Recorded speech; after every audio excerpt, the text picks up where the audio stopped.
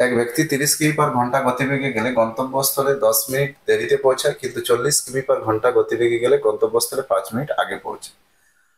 কোন গতিবেগে গেলে ওই ব্যক্তি সঠিক সময়ে গন্তব্যে পৌঁছাবে? তাহলে আমরা এখানে দূরত্ব সমান কি জানি? ওই দেরি আর আগের যোগ, দেরি দেরি হলে বিয়োগ, আগে আগে হলে বিয়োগ, আর দেরি আগে হলে যোগ, ডিভাইড বাই 60।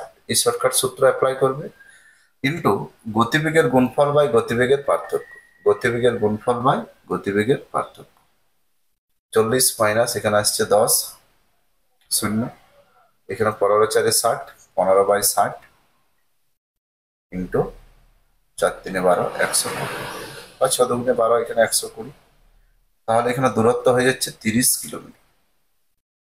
এবার দেখো সঠিক টাইমটা চেয়েছে। তাহলে সঠিক টাইমটা চেয়েছে, তাহলে 30 কিমি আর 30 কিমি/ঘন্টা যাচ্ছে, তাহলে 30 ÷ 30, এখানে সময় লাগছে 1 ঘন্টা, কিন্তু 10 মিনিট দেরিতে পৌঁছাচ্ছে। তাহলে সঠিক সময়ের থেকে 10 মিনিট বেশি সময় নিচ্ছে। তাহলে আমরা এখানে বিয়োগ করে দেবো 10/60, 10/60, তাহলে 1 - 1/6, মানে 5-6 ঘন্টা, তার মানে আসছে 50 মিনিট।